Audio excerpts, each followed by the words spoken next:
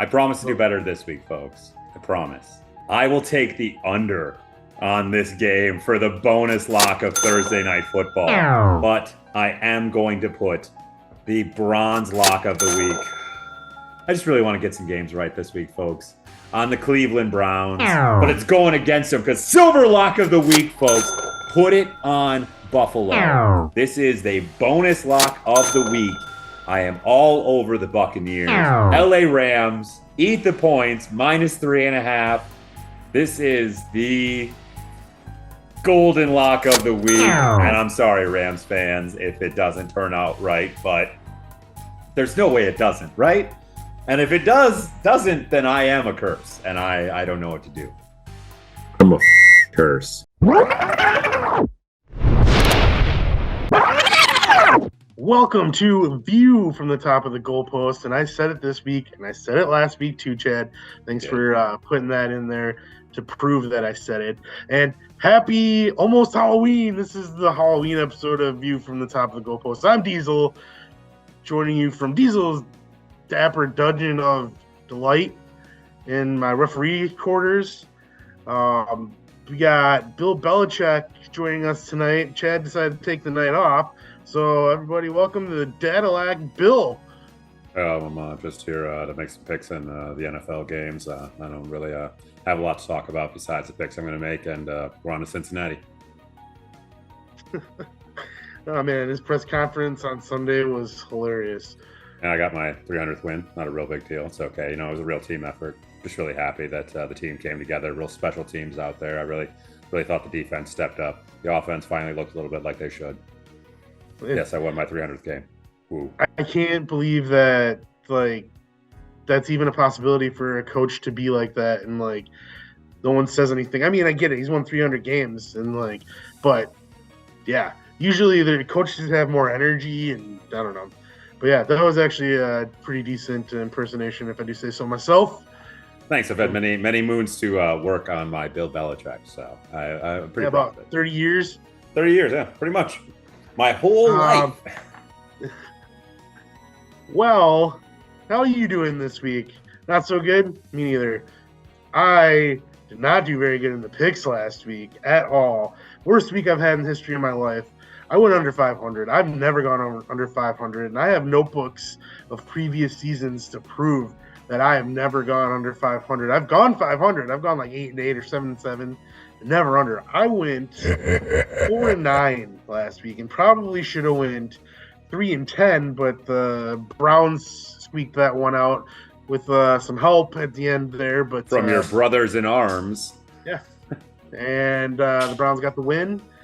Chad ended up going 6-7, furthering his lead on me by 5 games. Where Chad is 66-42, and I am 61-47. I have a 56%, that's my winning percentage, and Chad's at 61. So, nice. Yeah, you're whooping my ass, and you just keep on gaining on me more and more and more. And I'm gonna tell you right now, I have no idea how I'm picking this week because I don't know if I should go against my gut. I don't know if I should go with my gut. I don't know. I am the least confident I've ever been, and yeah, so good luck to you in gaining more games. But how'd you do with your locks last week? Well, before I get to that, I will say that I have definitely gone below 500 before in our picks, but usually it's only when I'm shooting for the moon and I'm way down in the standings and I just start picking random games. I don't think I've been trying and had such a poor week. I did not deserve to be 6-7 at all. I deserve to have as bad a record as you did. And the fact that I gained any ground on you this last week with a losing record just says how poorly we both did this last week. Because it's insane. I can't legitimately believe that I gained any ground on you going 6-7. Well, I mean, the ESPN fan votes didn't do very good either because I pretty much went with a lot of them. So It was a dog day bad record as us, so it wasn't just us; it was everybody. Yeah. Oh, and that is very apparent in how my locks went as well. So, Chad, the graphic. Yes, as you can see, once again, not only did the bronze, the silver, and the gold locks all go wrong, also, we finally got a Thursday night football game wrong.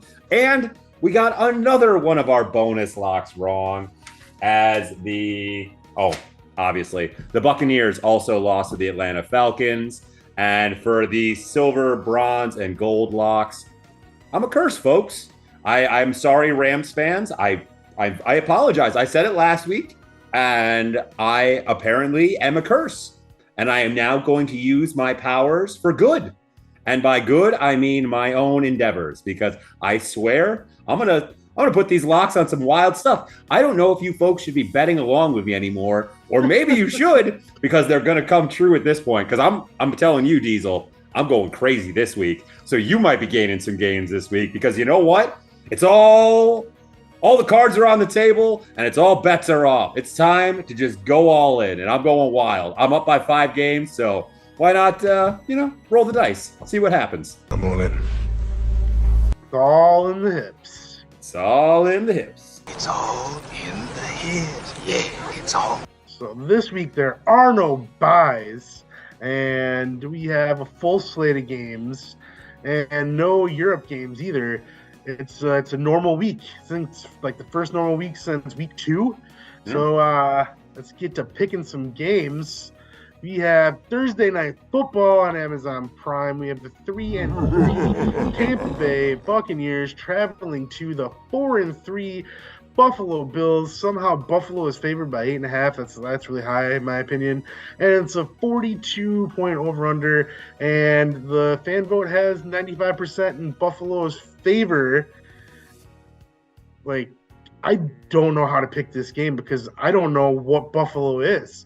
Like, honestly. On that note, who is Tampa Bay? I mean, this is a perfect, analogy to what that last week's NFL was and what this week is going to be. When you start off with the Buccaneers, who lost to Atlanta, even though Atlanta and Desmond Ridder did everything in his power, and I mean everything is in his power. Interceptions, fumbling the ball into the end zone, fumbling snaps at the goal line. I mean, Desmond Ridder did everything besides lie down each and every time he grabbed the ball to give the Tampa Bay Buccaneers that game. They couldn't win the game. They couldn't do it.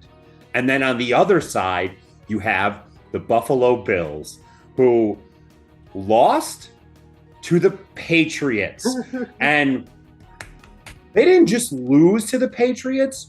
They got embarrassed by the Patriots in that game. They didn't even deserve to have a shot to win that game if it wasn't for Mac Chuckle Jones being a terrible, terrible quarterback and not being able to sneak in a 2-point try from the half freaking yard line. And then they gave the ball back to him again for no reason on a fumble when they shouldn't have been throwing the ball. Then Buffalo, after you got up on the Patriots, you let that piece of garbage, MC McIdiot, drive the entire length of the field. Mac Jones hasn't had that many passing yards in an entire game, folks, okay? And you, Buffalo, you let him win that game. And you let him do it to Mike Gesicki. That wasn't even a good throw. Legitimately, Mac Jones just hucked the ball and Gesicki jumped 20 feet in the air. Buffalo, you are terrible and you make me so mad. The only reason that I'm going to pick Buffalo in this game is because I'm really not sure if Baker is going to play. And even if he does play, he has banged up ribs, he has a banged up back, he has a banged up off hand, his non-throwing hand. He is just banged up as hell. And I think Buffalo is coming for blood. I'm still on the Baker train, folks. I really am. I'm not getting off. But I think this is just a really bad situation to be in. They are on a short week, and Baker is very banged up. So give me Buffalo in this game. And I just hate it. I hate it. This is gonna be a weird week, Diesel. Yeah, I'm not picking against Buffalo either, even though I really want to. But like you said, it's Baker who's injured, coming off of a short week. Don't know if he's playing yet. Hey, Mike Evans actually finally looked good for once since week 2 or 3. Like, he showed up to the game on Sunday, but they still couldn't win it. Yeah, I don't want to pick Buffalo. I really don't want to, but I can't. They're playing Tampa Bay, and I can't pick Tampa Bay in this game. Buffalo, this could be a get-right game for them, but I'm just confused on who they are, because when they dominated the Dolphins, it's like, okay, that's who they're supposed to be. But every other game that they've played this season, they have not looked like that. Not going to talk myself out of it. I'm going Buffalo. What is the over-under in this game? 42. Yeah, folks, we're going to get another Thursday night game wrong, and we're starting on a bad note, but I don't see a lot of points being scored in this game. So as much as it pains me to say it, and it makes me throw up a little bit in my mouth, as the Thursday night bonus lock of the week, give me the under 42 in this game. And I really hate it. I would love to be taking the Buccaneers in this game. And if Baker was healthy, I 1,000% would be, but just can't do it. So give me the under. I would take the under too if I were betting on it. I feel like there isn't going to be that many points scored, but then again, who knows? Stephon Diggs might score 3 touchdowns. But moving on to the first game at noon on Sunday, we have 3-4 Los Angeles Rams traveling to the 4-2 Dallas Cowboys. Cowboys are favored by 6.5 with a 45.5 point over-under, and 84% is the fan vote favoring Dallas. Dallas is coming off of their bye, and I'm just because I don't know what to say about this game either, because the Rams they lost to the Steelers. I don't know. So that's another team I don't know about. The Steelers. I don't know about the Rams. The Cowboys I'm more confident in because they didn't play last week in this bizarro week. And they're at home. I'm not going to pick against Dallas coming off the bye. I can't do it. I'm going Dallas. I don't have any other explanation why. This game, man. Okay. Well, I hate picking against teams coming off of the bye, obviously. And a team coming off their bye and getting to play at home, even better. The Rams just lost to the terrible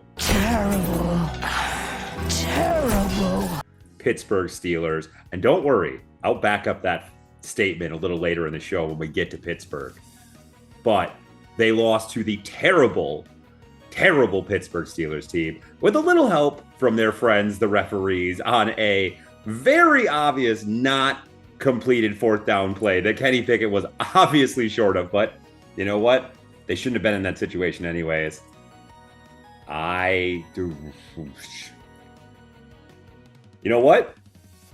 I am a believer in the Rams this year. This is the year of Chad. Pew, pew, pew.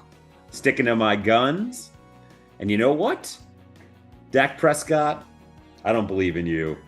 Mike McCarthy, I think you could outcoach yourself in this game. And by that, I mean... What in the hell is he talking about? McVay is 1,000 times better than you, even though he's been making a lot of terrible decisions this year as well. He is still better than McCarthy. And I don't know. I just got the Rams in a bounce back game. They don't have really any DBs out there, and the Rams have 1,000 wide receivers. And that Dallas defense is not the same without Diggs out there. So give me the Rams. I don't know. I'm feeling it. Why not? I'm not confident in it, especially after last week, but give me the Rams. You think 45.5 point over under? I think that is I would once again bet the under in this game if I was going to bet anything. I think I would go with over. I think Really? there's going to be some points scored in this game. I think both defenses, it's going to be a shootout. Stafford and Dak, I think it's going to be a shootout. I don't know. I think a lot of the times these games come down to a couple offensive plays, and I think both of these defenses are pretty darn good this year. Even though the Rams are doing it with a bunch of no-names, the Dallas defense, except for the fact they don't have any cornerbacks, have a lot of great pass rush. So Yeah. I mean, I wouldn't listen to me anyways after last week. I don't even know why you're watching this anymore. It's so bad. Why are you doing this to yourself? Anyway, moving on to the next game. I have no confidence in myself anymore. I lost it. No self-confidence. I'm gone. Next game, Sunday at noon, we have the 3-4 Minnesota Vikings traveling to the 2-4 Green Bay Packers. When this game opened up this week, Packers were favored by 1, but that's changed. Honestly. Minnesota is now favored by 1 with a 43-point over-under. It's going to be the under. And Minnesota has the 81% fan vote.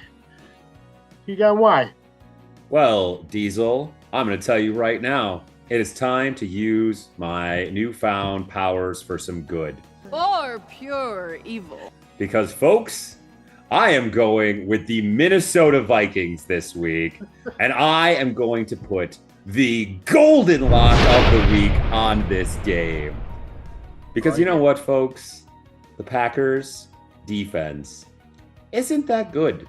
They just let Russell Wilson not carve them up or anything like that. I'm not saying they're a bad defense, but this Kirk Cousins-led Vikings passing attack, even without Justin Jefferson, is just so bleeping annoying. They just get yards constantly. And Jair Alexander is probably still maybe 70%, even if he's out there on the field. And that's a big if he's out there. And the rest of the DBs are just not stepping up to the contracts that they were paid for. I just don't see the Packers defense being able to run with the Minnesota offense. And then the Packers offense is really, really sad for 30 minutes of a game every week. And if you do that against the Kirk Cousins-led Minnesota Vikings, they're going to be up by 21 points on you after the first half. So I just don't see them scoring 21 points in the second half to make up that deficit, plus whatever points the Vikings will inevitably score in the second half. So yes, I will take the Minnesota Vikings, and I will take it as the golden lock of the week. I don't think the Packers defense has been that bad. I mean, they haven't been giving up too many points. They've kept the Packers in the games to win them. Their offense isn't taking the advantage. Like they lost by 1 point to Atlanta. They lost a one possession game to the Raiders. They lost by 2 on Sunday. So like their defense is playing good enough to keep them in these games. Their offense is like a bigger issue. And I think it comes down to play calling, as I said a couple weeks ago. I don't know. I feel like there's a lack of confidence in Jordan Love coming from Matt LaFleur, and he's not letting him like just go out there and play. Like there's something weird that's going on. It does not look right. Like it doesn't look like it was looking in the preseason. It doesn't look like it was looking like even right away. They've been very like feels like they're holding back. I don't know what it is. It doesn't help that they come out flat every single game. In the first half, they Flat! You're flat! have no life, no energy. And that also comes down to coaching. Like, Matt LaFleur should get these guys fired up and ready to play. They never step on the field ready to play. And that was kind of an issue they had last year, even when they had Rodgers. Like, I'm not picking Green Bay because I can't pick Green Bay. I mean, it pains me to pick the Vikings over the Packers, but right now, Minnesota is a better team than the Packers. And until the Packers prove me wrong, I'm not going to pick Green Bay in this game. I hope they win. I'm obviously going to be rooting hardcore for the Packers, and I'm not even going to say that it's not even a possibility that they win this game because it's a division game, and it's in Green Bay. But if I was putting money on it, I would not put money on the Packers. That's for sure. I want it stated. I still hate you, Minnesota Vikings, and I still think you deserve every loss that you get this year. You just happen to have now. And if you look at Minnesota's upcoming schedule, one of the easiest schedules coming up of slates of games that Minnesota's probably going to reel off some victories here, and it's going to get close between them and Detroit. That's why their win against the 49ers on Monday night was so big, because now they have new life breathed into them, and that's not good for the NFC. It's really not, because this team gets any confidence and they get healthy, like they can make a serious run. Like, yeah, I don't like it at all. I don't like it. I'd be a little scared if I were the Lions, especially the way they looked last week. They dominated the 49ers, Minnesota did. Like, the score didn't show it, but I watched that game. The 49ers just were out of their depth on Monday night, and they didn't. I don't even know. They didn't even show up to Minnesota.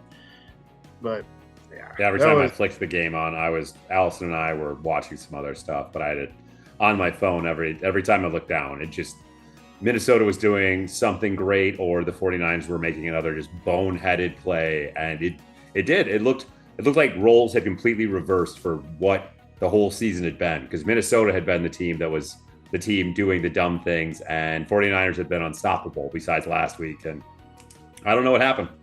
They're falling apart. The Browns broke them. Moving on, next game at noon, we have the 4-3 Atlanta Falcons traveling to the 2-4 Tennessee Titans.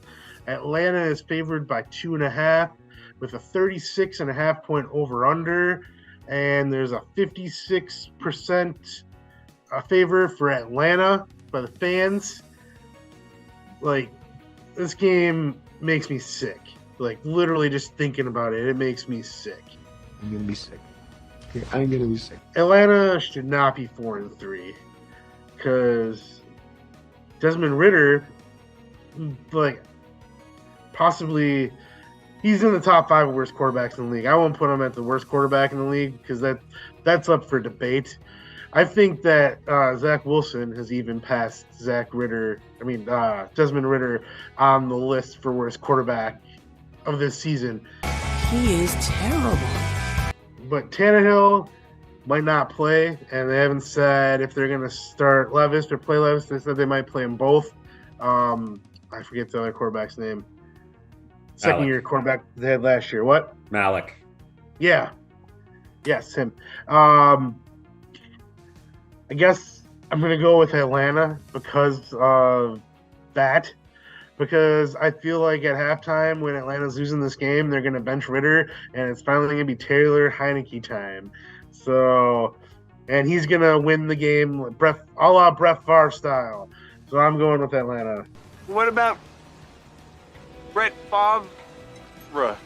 From what I have read and seen, I think they are already saying that Tannehill is not going to play, barring some kind of miracle happening. Mm-hmm. And I think both quarterbacks, both Levis and Malik, are both going to get some snaps. But I think I read that Levis will be the primary starter in this game. Now, I have said this many times this year already, that this is the year of Chad sticking to his guns.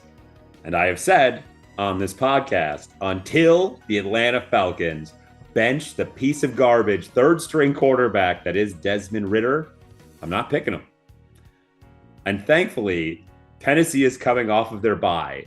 So even though they're going to be playing either a rookie quarterback or a quarterback who is not very good, they'll at least have had 2 weeks to prepare for it. And it's in Tennessee. Desmond's a really bad quarterback. And I can just see him, even though Tennessee is clearly in sell mode, as they just traded away another one of their great pieces to the Eagles.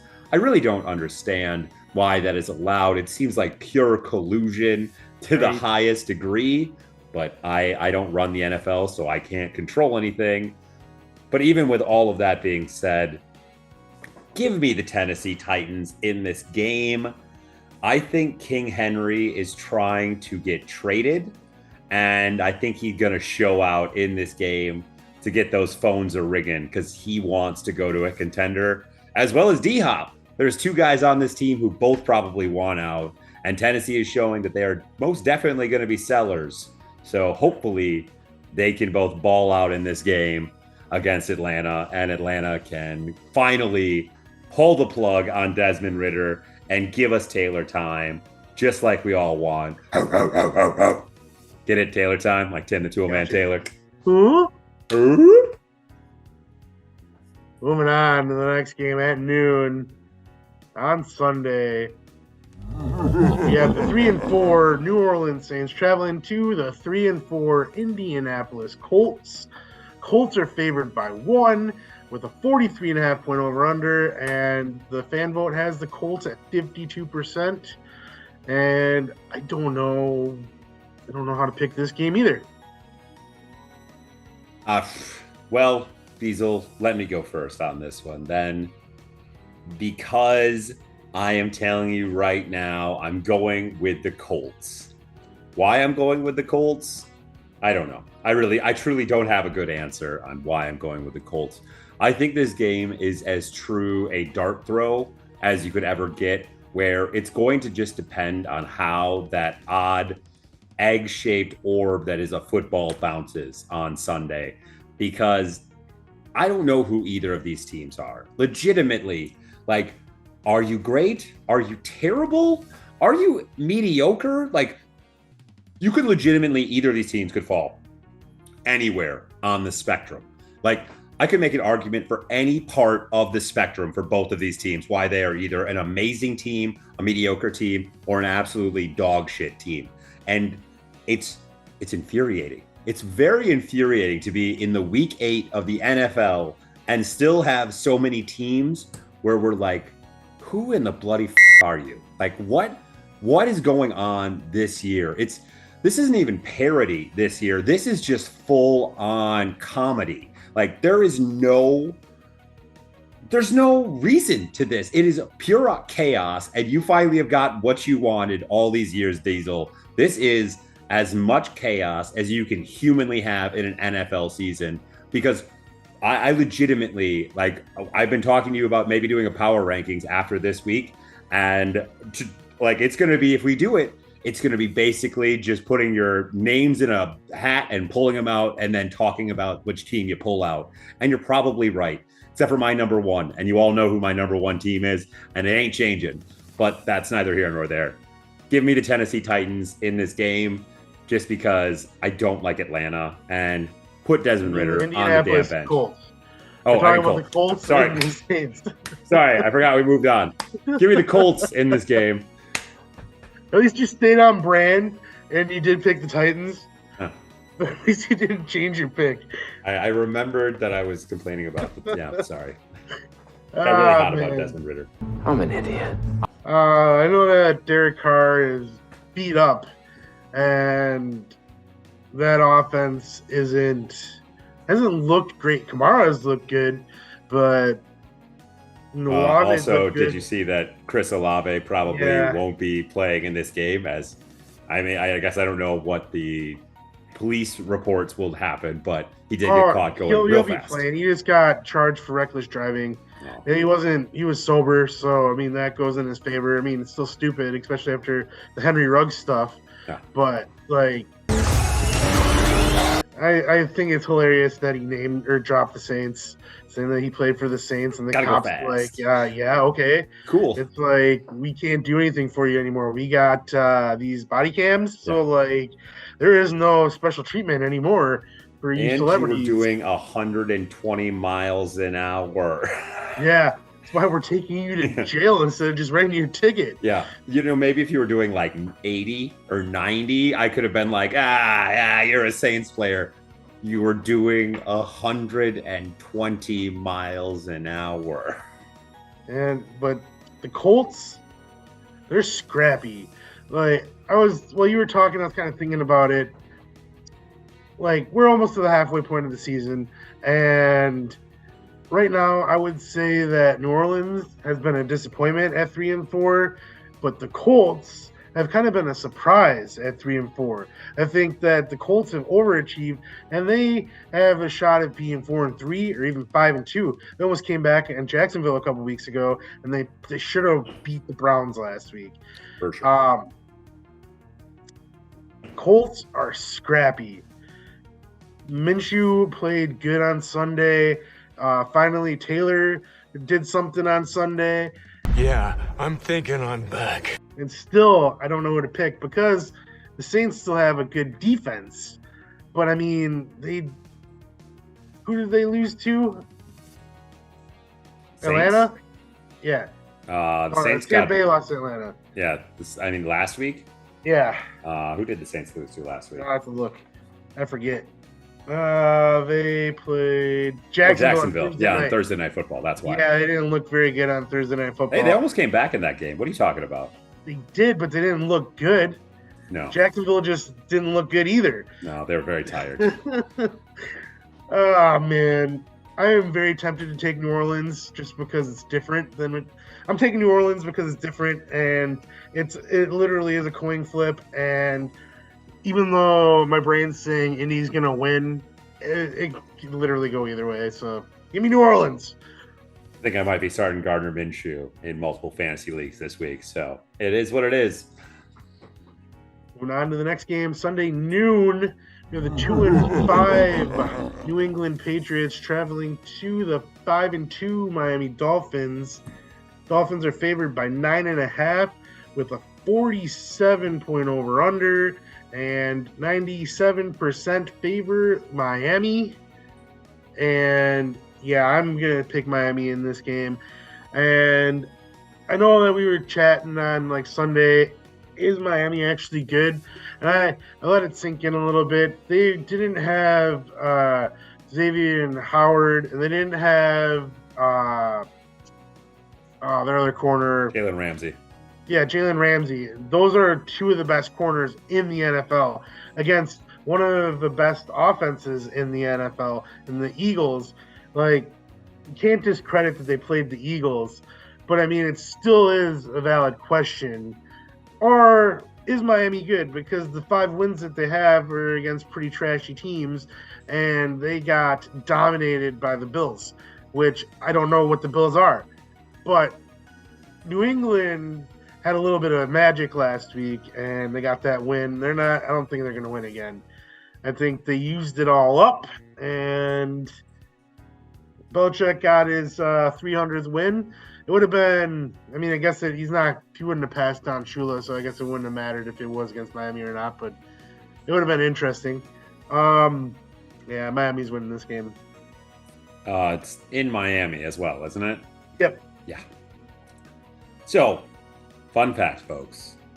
I am furious that the Patriots won this last week. All the anger sharks are swimming in my head. And it makes me sick as a fan to have to say that.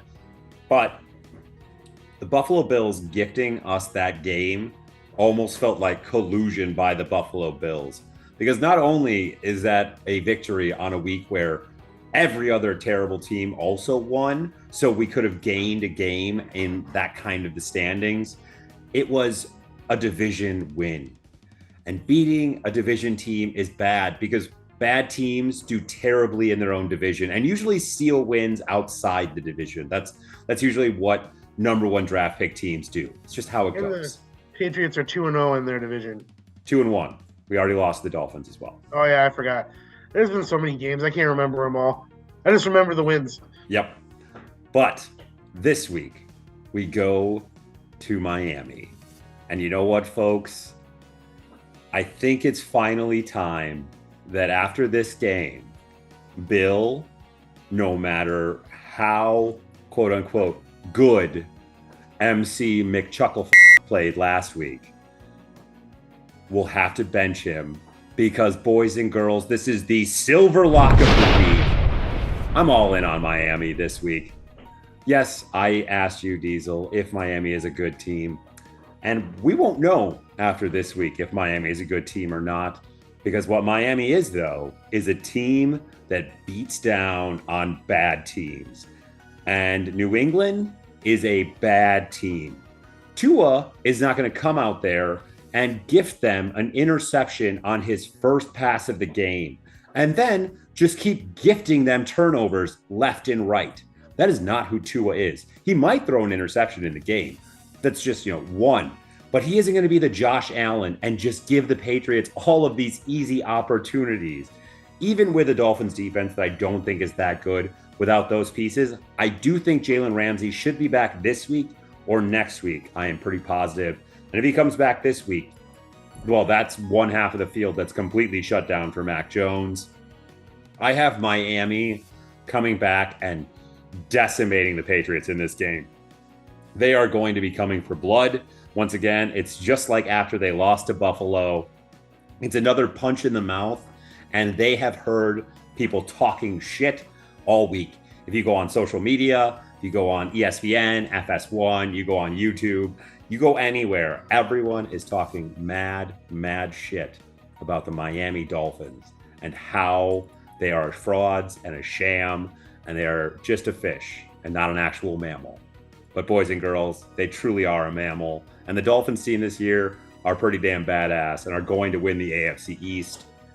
Silver lock of the week. Eat as many points as it takes to get Miami in this game. I bet the line will go up and down, but 9.5 seems like where it'll probably stop. I am fine with that. New England is not a good team, and it's just the way it is. Phil, after this, in the tank, buddy. Let's go. All right, moving on to the next game at noon. I'm interested in this game. I always like this matchup.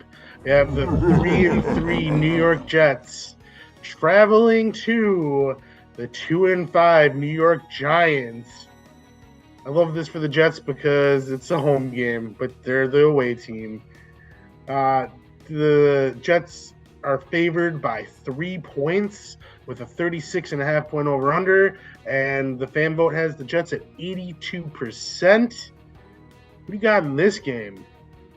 Seems a little disrespectful to how the Giants have been playing. I'm actually going to agree with America. I am going to take the Jets because this is a team coming off of their bye week.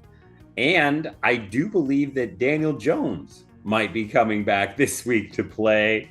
And with the way that Taylor's better. Yep. And with the way that Daniel Jones was playing before the injury, I just see him going out there and getting eaten alive by this Jets defense who got a whole week off. They should get Sauce Gardner back after the bye week.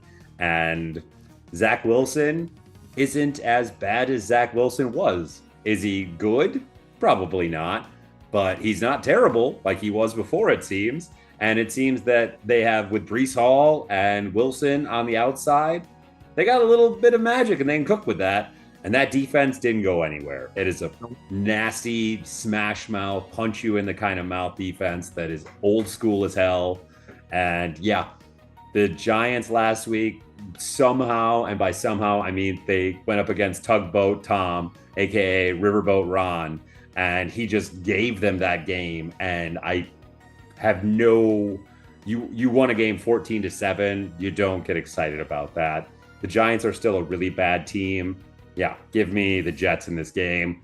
And this will be a bonus lock of the week, folks, because I will eat those 3 points with the Jets. And yeah, I like it. You had Tugboat Tom with his Gatorade towel ascot.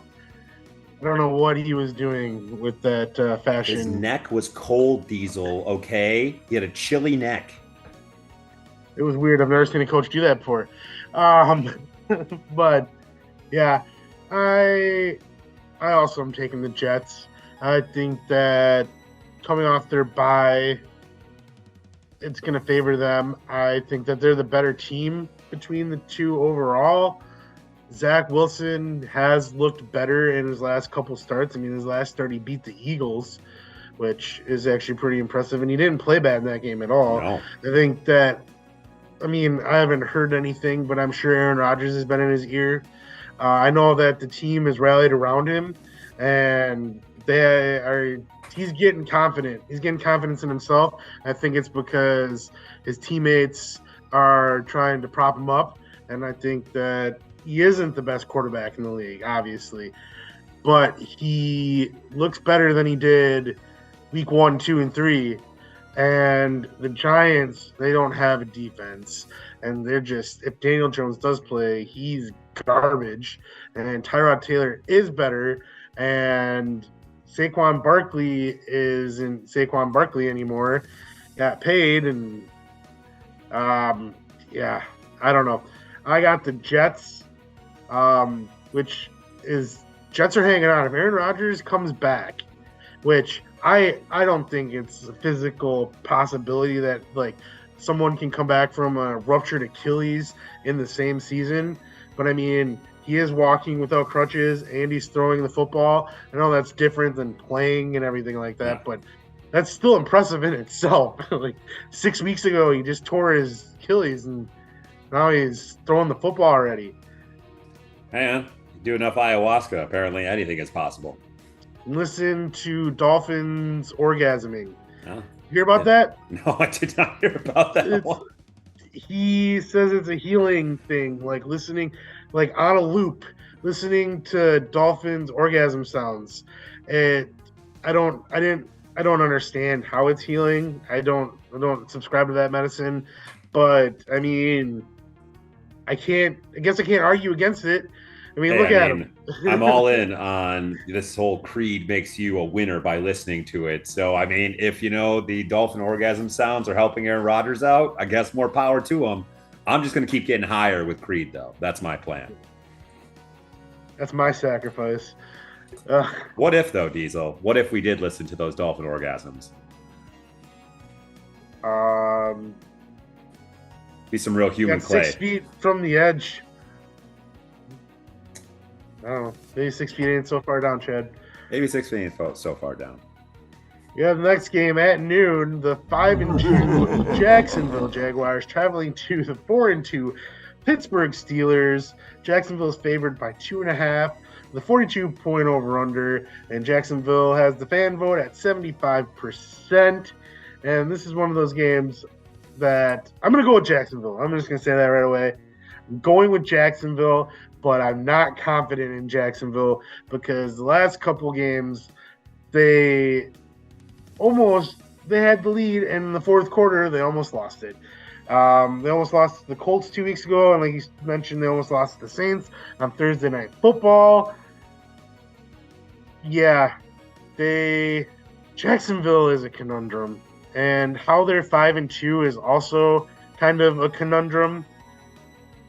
I do like them though. I got Jacksonville in this game because Pittsburgh freaks me out. I don't know how to feel about Pittsburgh because every time I say they're good, they lose. And every time I say they're bad, they win. So I don't know. Yeah. I'm not even gonna touch Pittsburgh. Pittsburgh is the Steelers. That's what I'm saying. Right. So, over this weekend, Diesel and I we text back and forth during the games. We're both watching Red Zone, and there's basically just a constant stream of communication between the two of us from the time football starts on Sunday till the time football ends on Sunday, or one of us goes to bed or has to deal with our kids or our wife. On this day in question of us talking, I was bitching about the Rams and about how they lost to the terrible, terrible, terrible Pittsburgh Steelers. And Diesel said to me, Chad, maybe you just have to accept that they're mediocre. And you know what, Diesel? No, I don't, because they are terrible. And I can tell you by the numbers how terrible they are. Would you like the numbers on this? So, Pittsburgh, through 7 weeks so far, these are all of their stats. They have scored 15.8 points per game, good enough for 30th in the NFL. Total yards per game are 289.4, good enough for 31st in the NFL. Passing yards, 209, 25th. Rushing yards, 80, which is good enough for 28th. Time of possession, 26 minutes per game, good enough for 30th. Oh, and the vaunted Steelers defense, that is what is holding them in games and makes them so great. Points against per game, 22, good enough for 20th in the NFL. Total yards against per game, 389, 30th in the NFL. Passing yards per game, 245, 25th in the NFL. Rushing yards per game, 143, 29th in the NFL. The only two stats that they're good at, and the only reason that they have somehow pulled together any of these victories, is they have 5 interceptions this year, which is good enough for 10th in the NFL. and 17 sacks, which is good enough for 12th. They are a bad team that just keeps getting all of the breaks. And you know what, folks? They have stumbled themselves into another one because I am taking the Pittsburgh Steelers this week. What? And it makes me want to vomit. But you know what? Jacksonville is half dead. Like, there is no way. You want to know why they almost lost to the Saints this last week? Because after the first half, the Jacksonville defense looked like shells of themselves. They couldn't even run anymore. Everyone on the Saints team was just blowing by them. They have been literally across the world. And they have still now, this is their 5th game in a row since having to play 2 games in London. This is ridiculous. I know they got a little bit of an extra bye because they played last Thursday, but I don't care. This Jacksonville team is... He looks like he's on his last legs. I think that they have finally hit their wall. And Pittsburgh, as much as I hate it, is going to get another victory. And it's not going to be pretty. It's going to be ugly as hell. This game will probably be 17-13. And it's just gross. Pittsburgh is terrible this year. And Mike Tomlin is just such a gosh damn good coach that he somehow wills them to victory. And I want to hate him, but I don't. I love Mike Tomlin. But this Steelers team is just losing me a lot of money. And I don't like them for that reason. Okay? Let's get real about it. That's what it is. All right, moving on. Noon, Sunday. We have the 6-1 Philadelphia Eagles traveling to the 3-4 Washington Commanders. The Eagles are favored by 6.5 with a 43.5 point over/under, and 95% of the fans believe the Eagles will win this game. What do you think? Who do you think is going to win this game? So, the 95% of you out there who are so resolute that the Eagles are going to win this game, you have watched the last 2 years of Commanders and Eagles football, right? Even earlier this season? Earlier this season. Game went into overtime? Yeah. Wow. Do I have the gumption to pick the Commies right here in this game? No, I don't. I would really want to. I will not be putting any money on this game at all because it terrifies me. Because legitimately, especially after how the Eagles just handled Miami, a very good football team, and how the Commanders looked against the New York Football Giants, this seems like the most easy lock on the planet. It's not even a touchdown that the Eagles have to win by. They have to win by 1 touchdown. This seems like an easy free money, but it's the Commies. They're eagle killers. They hate America. And obviously they want to kill all eagles because there's nothing more American than an eagle. And what do commies hate more than anything than Americans? And Tugboat Tom is going to somehow hold this game close, and they might pull it out. But I will gladly take the wrong answer on this game and not have to deal with the stress of rooting for the freaking commies to win. Give me the Eagles, and not touching this game with a 10-foot pole. It's not even going on a teaser parlay. I'm not, nothing. I don't want anything to do with it. Yeah, I got the Eagles as well because I don't think they're the same Washington team they were 4 weeks ago. It is a division game, but I feel like Washington is kind of down on themselves. And with the big win the Eagles just had against Miami, they just had a rough game against the Jets. And they bounced back in a big way by beating what could be a good Miami Dolphins team. We already talked about this. We don't go into that again. So, I don't know. I just feel like right now the Eagles are flying high. They're soaring high. And the Commies are eating potatoes. And, yeah. I want the Commies to be so much better. They have so many pieces on that team that I really like. And they really need to fire Tugboat Tom. He just needs to get out of there. And I don't know if he needs to be fully out of the league. I think it's one of those situations. He might be I think he's a Terry Francona kind of coach. where just every once in a while you have to get him in a new spot. Like I think his like style and his ability to coach is really good, but I think it just grows sour over time in the same spot. Then make him a defensive coordinator again, and don't have him be head coach because he does not know how to make those tough decisions. I'd be fine with that. Moving on to the final game at noon, we have the 3-3 Houston Texans traveling to the 0-6 Carolina Panthers. Houston is favored by 3. There's 43-point over-under, and fans have Houston at 84%. And this is a tough game for you to pick, Chad, because both these teams are coming off their bye. So you can't use that as, well, this is why I'm picking that team. Can't.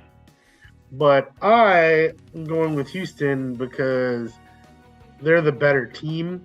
I think they have the better rookie quarterback. I think they have the better running back. They arguably have better receivers. Adam Thielen has lit it up. He's been one of the few bright spots for Carolina this year. And Houston's defense is better. Just not going against Houston. I like this Houston team. They're scrappy, just like the Colts are scrappy. The AFC South is a pretty fun division minus Tennessee. But I'm going Houston. So I'm not completely positive on this, but I do believe this is only the second time this has ever happened in the year after these that rookie quarterbacks who were drafted 1 and 2 will meet in their rookie year against each other. Because the only other time it happened when it was Jameis Winston going against Marcus Mariota. And I don't remember why I know that, like it's burned into my memory that happened. I don't think it's ever happened before. So I think it's only the second time that this will have happened. I don't have that information in front of me, but sounds about right. I'll give it to you. Chad. Bah! We don't know now if we were right or not, but you as the listeners or you as the viewers will know if we were. But yes, I really don't like this game at all because I really want to. I know that Carolina isn't going to go defeated this year, but trying to find where they're going to get that victory, and most people are going to point to a division game. But as I said, I feel like division games for really bad teams are actually way harder to win than a team that you don't play that often because you can surprise them with some of your stuff that the division opponents have seen so many times that they're not going to be surprised by it. The Texans and Carolina Panthers don't meet very often. Every 4 years, I would say, because that's just it. Neither of them are very good teams, so they're not just getting matched up for any reason besides the conferences playing each other. But gosh, I just don't like the way that Carolina has been going with Young. I don't think that they have let Young cook, as some would say. And I do really like this DeMeco Ryans-led Houston Texans team. There's so many young players. I don't know if they are the youngest team in the NFL, but if they're not, they've got to be damn well close to it because Packers everyone. are the youngest team in the NFL, Chad. Huh? Packers are the youngest team in the NFL. Oh, all right, fair enough. Well, the Texans have got to be a close second, I would bet, because every one of their skill position players, to their quarterback, to their running back, are all within their first 1 to 3 years. And that is just a very impressive thing. They're fun to watch. I would love to take Carolina here, but if I do, I will feel like an idiot giving you this free game. So I'm going to take the Houston Texans as well. And I will put a bonus lock of And now we got our first 305 or only 305 game of the slate. It is the 4-2 Cleveland Browns traveling to the 4-2 Seattle Seahawks. The Seahawks are favored by 3 with a 40-point over-under, and the fan vote has Seattle at 63%. Who are you picking in this game? Am I right about the Sea Chickens? Was I right the whole time that they're not actually very good and they got lucky at the beginning of the year? Because they did not look good either of these past 2 weeks.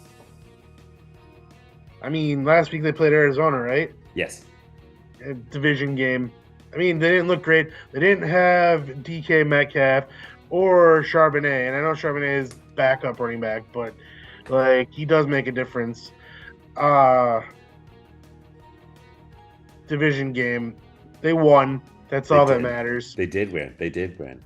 And then the Browns. They are better with their backup quarterback than they are with the $230 million guaranteed molester of a quarterback that they have. Sorry, so gross. They're not going to have Deshaun Watson. He's already been ruled out. And I think they're also going to be without Jerome Ford, their young running back, because he's also injured. I think he has a back injury or something like that. Gosh, the Browns can't keep doing this, right? They're another one of these. The AFC North, besides the Ravens, are a very weird division right now. I know the Bengals, they were on a bye week last week, so they just really doesn't. No, we're not talking about them right now. But up until then, they won 2, but before that, they were terrible. And we have Pittsburgh, and then we have the Browns. Like, what is this division? It is, I don't know. Give me the Sea Chickens in another game that I'm not going to touch with a 10-foot pole. I don't want any part of it. I could see the Sea Chickens once again shitting the bed and losing this game because the Browns defense, they might have just had a clunker of a game last week against the Colts. But sans last week, once again, as we talked about, they had been a prolific defense that likes we haven't seen in decades. So I could see them getting back to form and shutting down this Seattle team that can't play offense within the 20-yard line. Once they get in the red zone, they completely forget how to do anything. They can't run the ball in the red zone. I'm trying to talk myself into taking the Browns, but I can't do it. I'm going to go with the Sea Chickens and another game that kind of makes me a little sick. I'm also taking Seattle because for some of the reasons you mentioned, Ford isn't playing. PJ Walker is serviceable, but he's not a starting quarterback in the NFL. I'm sorry. I know that he's done a great job when he played for Carolina last year, and he's done a pretty good job for the Browns this year, but he's only a stopgap, and it's not looking like Deshaun Watson is the answer either. Yeah. Oh, I don't know if DK is playing this week. He's practiced. He's been practicing all week in a limited capacity. So all signs point to yes. Either way, I still think that Seattle is going to win this game because Seattle doesn't have a bad defense either. And it's in the 12th man. I'm going Seattle as well. I think that makes sense.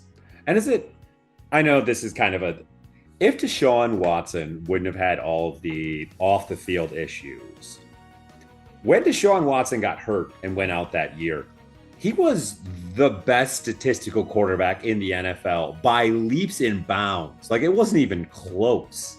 Like, is taking that time off what destroyed him? Like, how did he fall off of this cliff so hard? It doesn't, like, he still has to have, like, the physical tools, right? Like, he looks physically the same, so he hasn't, like, degraded that far. It doesn't feel like it does. Like, is it all mental? Like, what happened? I just, like, every time watching him get benched for PJ Walker this last week, it made me just really think about this fact that he was the, like, guy. I remember him beating Tom Brady and the Patriots, and they destroyed the Patriots. And it was like the second coming of Jesus for every sports prognosticator, like, talking about how great Deshaun Watson was. I mean, I think part of it is a mental issue, but I also think it's, in a weird way, it's a momentum issue too. Like, you play for almost 2 full seasons, and playing football your entire life, and then just stopping and not playing actual games for 2 whole years, that's got to be a little different on the body. I'm sure some of your mechanics are rusty, and you got to relearn some of the stuff that you just came second nature to you before. So I'm guessing it's a little bit of mental and probably just natural regression. It's just wild. Once again, maybe regress more when you don't play for that period of time too. Maybe, like, the rust sinks in a little deeper. Who knows? Yeah. And maybe the NFL just passed him by. The NFL did change a lot in those 2 years that he was out of the It sure game. did. It really did. It's a wild thing how an offensive changed so rapidly. Moving on. First game, 325. We have the 6-1 Chiefs. I don't know how they're 6-1. Traveling to the 2-5 Denver Broncos. The Chiefs are 8.5-point favorites with a 46-point over-under.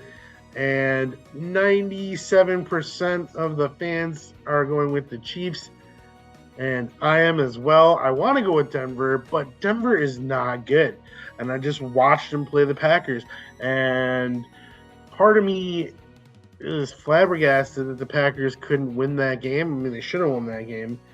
But they also should have lost that game. So I don't know. Denver is not good. But if the Chiefs are going to lose a game to Denver, it would be right now. The Chiefs are rolling high. They're a 6-game winning streak. And it's like 16 games in a row they've beaten Denver. So yes, if they win this week, it'll be 17 games in a row. So, I mean, streaks end. So I feel like if there was ever a time for Denver to win, it would be right now. But I'm not picking Denver. That's a fool's move.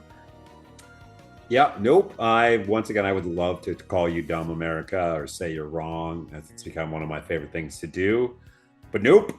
I am annoyed as hell. Once again, Kansas City's defense has given up 21 points one time this year, and every other time they've given up 17 points or less. This defense is shockingly, annoyingly, frighteningly good for what this offense could become if Travis Kelce and Patrick Mahomes can stay healthy. Because once again, we've said it a million times, the offense, all of their eggs are in that basket. And if they both stay healthy and play like that, then you know what? They look like geniuses. But they haven't played like that all year. And can Taylor Swift be in the crowd every single game? I don't know. She has a very busy touring schedule. So without her, Travis Kelce just becomes another Robin instead of Batman. And do the Chiefs lose? Is Taylor going to be there this Sunday in Denver? God, I hope so. Because, folks, bronze lock of the week, give me Kansas City. Eat all the points that they put on it. This one, actually, I wouldn't be shocked if it got to like 10 or 11, legitimately.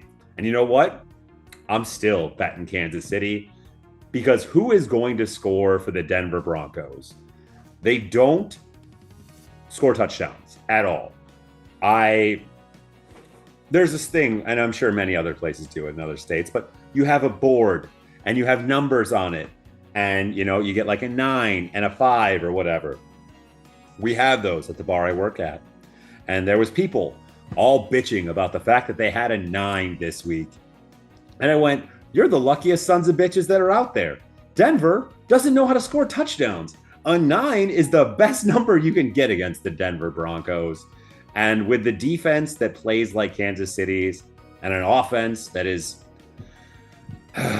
just annoyingly prolific, I actually am now I'm starting to realize why everyone hated New England so much. It's finally the shoes on the other foot, and I get to like watch it and like feel the annoyance of watching just like nothing can stop them no matter how many bad things happen. They just find a way.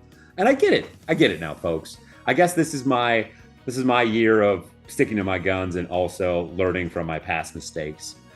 Because yes, bronze lock of the week, give me Kansas City and eat as many points as it gets up to.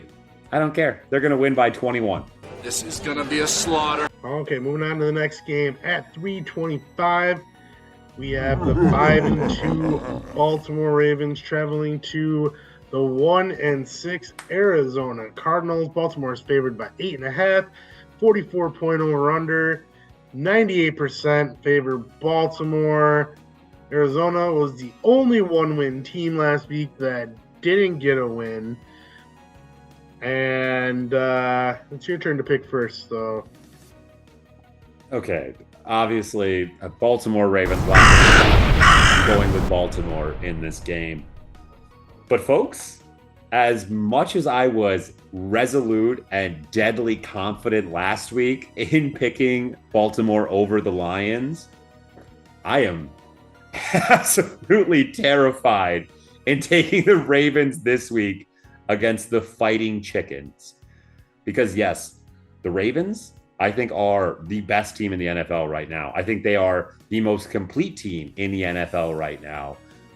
But the Ravens also have this weird mental hang-up where they play to their competition. And though the Fighting Chickens are who we thought they were and a bad team, the Ravens could play down to them. And they won't play down to them in the way that they're going to let the Cardinals score a bunch of points or anything like that. But the Ravens will beat themselves just like they did against the Steelers, where they will drop 9 passes and have 10 penalties against themselves. Baltimore Ravens lock of the week. Take the points, eat the points. The Fighting Chickens are a very bad team, but just my own hang-ups with how the Ravens play. If the Ravens lost this game, don't come at me on Twitter or anything like that, because I wouldn't be shocked, and I'm still not changing my opinion that they're the best team in the NFL. They just are the Ravens, and they do some dumb stuff every once in a while. The Ravens are traveling across country, so if they did lose this game, that could be a reason why Arizona's only win is against Dallas. So it's not like far-fetched to say that they couldn't beat Baltimore, but I am also taking Baltimore. They made me look silly with everything I said about Detroit last week and Detroit beating them. It did not happen. Baltimore just they brought in the bulldozer and just pushed the Lions right out of the way. I mean, basically, if you take everything that you said last week about what you thought was going to happen, and you just put Baltimore in front of your words instead of Detroit, you'd have been dead right. You'd have been 1,000% right. I mean, I don't think that the team that Detroit was last Sunday against Baltimore is the team that they are. No, I don't know agree. what happened.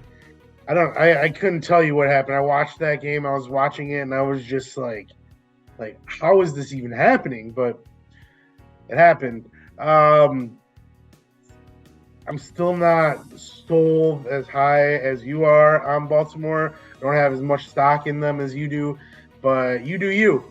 They're 5-2.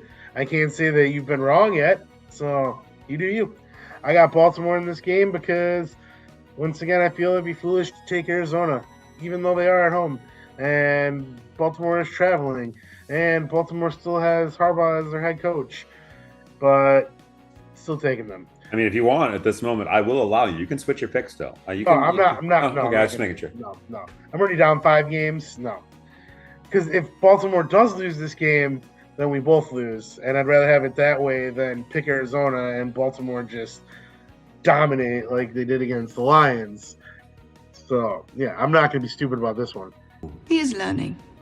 But this next game, last 325 game, I have no idea how to pick this one at all. This is one of the hardest ones to pick. We have the 3-3 Cincinnati Bengals traveling to the 5-2 San Francisco 49ers. San Francisco is favored by 5.5 with a 45.5 point over-under.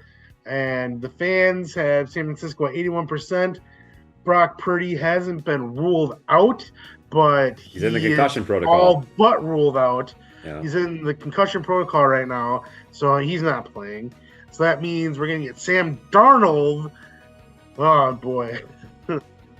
And Cincinnati's coming off their bye, and they looked pretty dominant the week going into their bye. I really want to take Cincinnati in this game. The only thing that's making me hesitant is the San Francisco defense is still really, really, really good. Oh my God. I'm taking Cincinnati in this game. I can't believe I'm doing it, but I'm not entirely sure that I'm confident. I don't know. Good teams face adversity, and I still think at the end of it, NFC Championship game is going to be 49ers-Eagles. And I think that right now, Debo is already ruled out as well. So that goes against them. I told you that CMC was going to be fine. He said he woke up on Wednesday and he was 100%, and he looked it. He got 2 more touchdowns. I mean, you can guarantee that he's going to score another touchdown on Sunday, because I think he's going to score a touchdown in every game he plays for the rest of his career, because for some reason, like the touchdown on him, like magnetic. That thing just like pulls him into the end zone. Yeah. It's not me, right, Diesel, that every time Christian McCaffrey runs the ball, you think of Steve Austin in the longest yard, right? Like, it's not just me. I can see it every single time, and it's not like a racist thing or anything like that. It's just so funny because I could just see Steve Austin ripping his helmet off and yelling about it. I'm gonna put the clip in here, obviously, so everyone can see it. But That's how a white man runs a football. I think about it every single time, and I laugh. I laugh every time. I'm just like, ha ha. Yeah. What do you got in this game?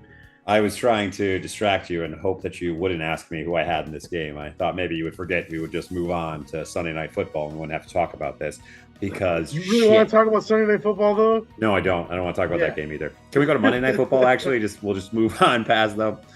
You want to talk about that game too? No, I don't. I want to talk. I told you this week is So another fun fact about Diesel and I clearly chat a lot. When I'm basically a stay-at-home dad a lot of the time, so I have some free time at home, and Diesel works from home, so I text him anytime I have a random thought. And the other day, I had a little spare time while both my kids were napping, so I decided to get ahead of the game and make the graphics for this week's action of football.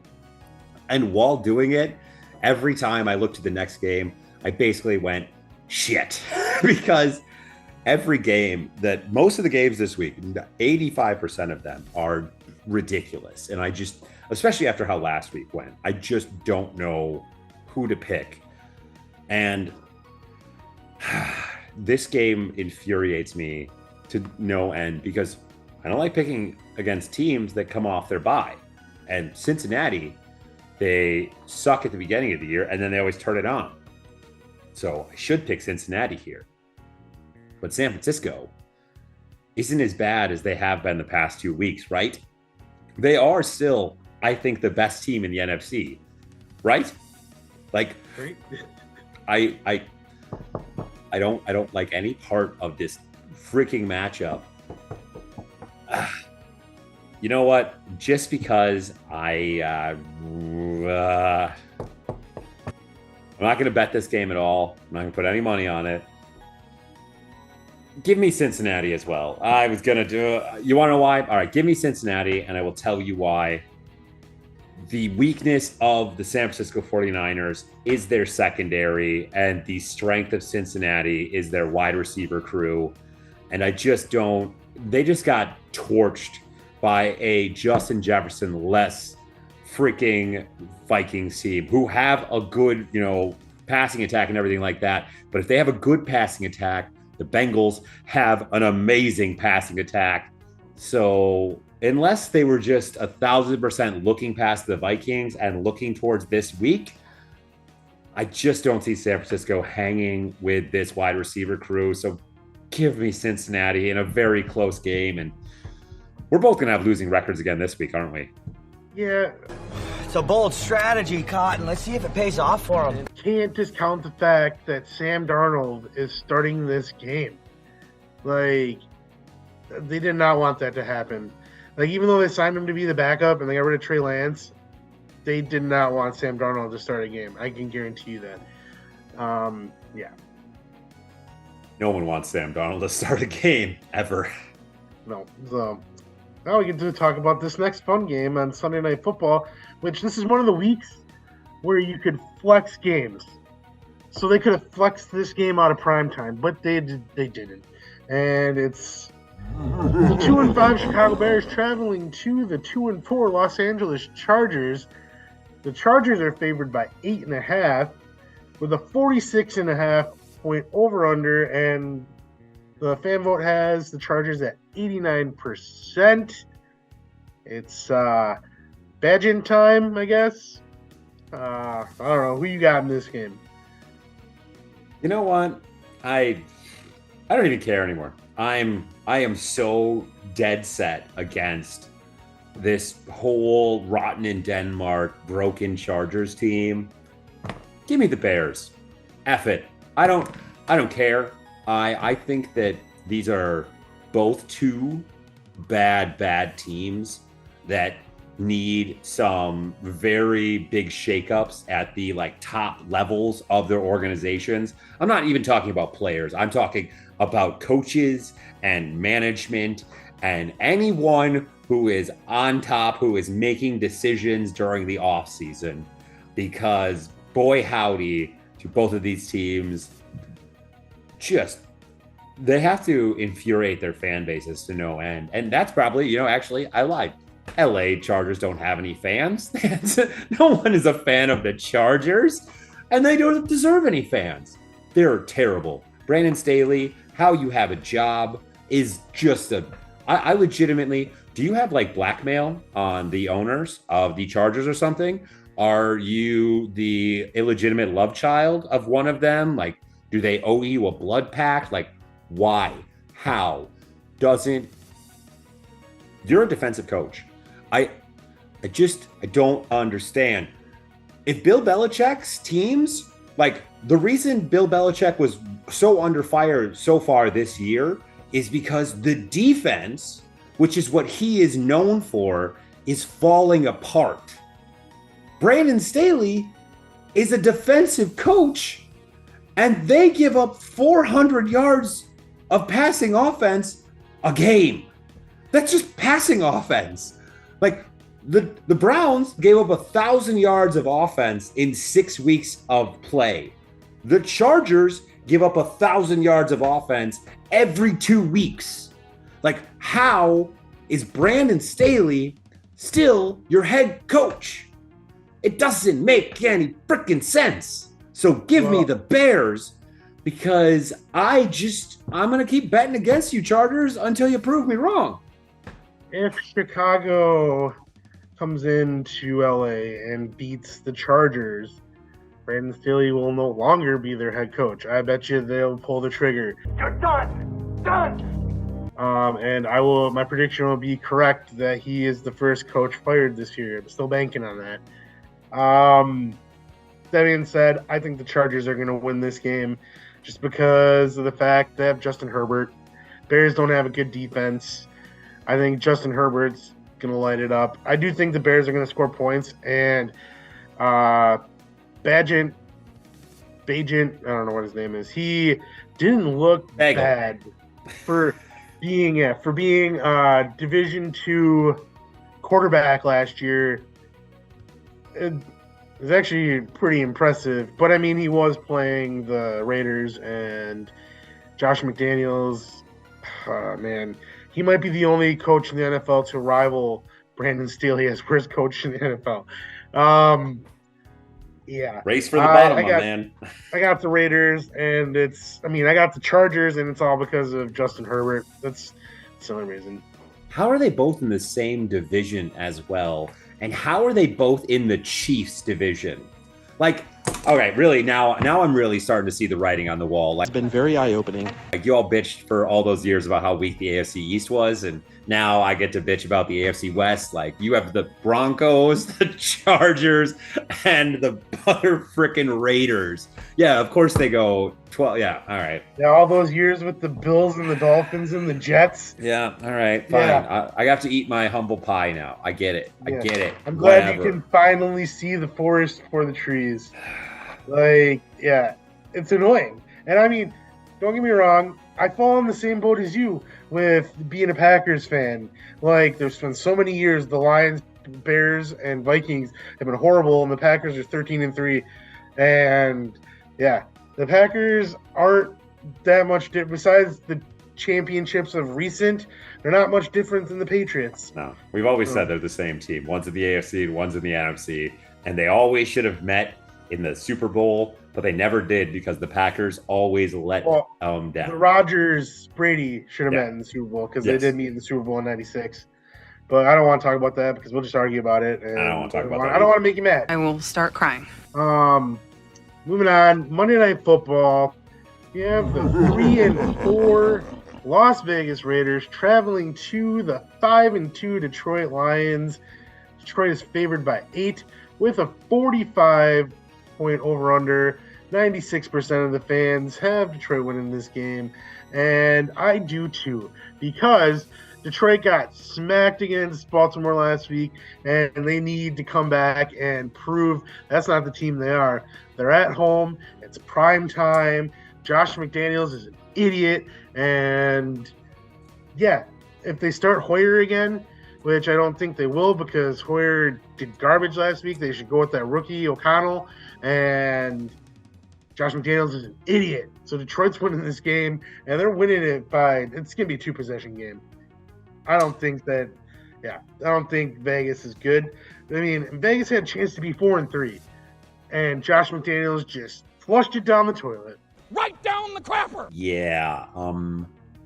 So I think that the Lions got what they needed last week against the Ravens, because the only other Lions loss had been in overtime against Seattle, and thus the Lions fans, and I know many of them, were just, oh, we've never lost in regulation, and they're so good, and we beat the Chiefs and everything like that. I think Dan Campbell losing that game in the way that they did against the Ravens, where they got outworked, they got out hustled, they got out just muscled in general. Every ED word you want to use, they got outed on it, because the Ravens Erectile came to dysfunction. Yeah, sure. Dick. The Ravens came to play and the Lions didn't. But as I've said many times, sometimes a punch in the mouth is the best thing that can happen for you. This is a classic get-right situation. You get an extra day of preparation, and you get an absolutely madly dysfunctional team that, if the owner himself wasn't so in debt, would fire the head coach, because if he fires him, he has to pay him the contract no matter what. So at this point, he's just hoping that McDaniels does something stupid enough to get him to fire with intent, and then he doesn't have to pay him. Yeah. Well, if Mark Davis wasn't so much in debt, he probably wouldn't have to cut his own hair. That also is a true fact. But, when you find what you like back in 1981, you don't change it, Diesel. He's just a weird-looking dude. Like, overall, like, he doesn't even look anything like Al Davis. No. Is Al Davis, like, legitimately his father? Like, I don't know. Yeah, no, obviously Diesel and I aren't the two gentlemen who should be commenting on other people's looks and all, but he is a weird-looking I will motherfucker. say that all 3 of our kids are better looking than Mark Al Davis? What? Than Al Did I Davis? say his name wrong? No. What did I say? You said his name right? Okay. Okay. I don't have. I have the Lions. The Lions by a lot. I just don't care. The Raiders. The only cool thing about the Raiders at this point is that they are in Vegas and that the Sphere is there, and we get to see that every time they play. That's the only cool thing about them. Yeah, I mean, their color scheme is kind of cool too, but other than that, they got nothing. They got Devontae Adams, I guess, but he dropped that pass in the end zone. I was like shocked. Like, I haven't seen that since his rookie year, and I've seen a lot of Devontae Adams like plays, and that's a ball he does not drop. He wants out.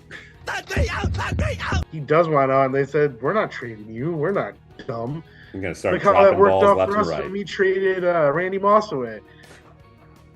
It did to the Patriots. It was a great time. And it didn't work out for the Raiders.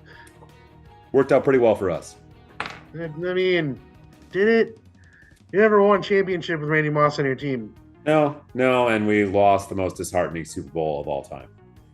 That's the one thing about Randy Moss that I think, even though like he was a Viking twice, like, and he mooned the Packers, I was always kind of upset that he never did get that ring, even if it would have come in the undefeated season with the Patriots.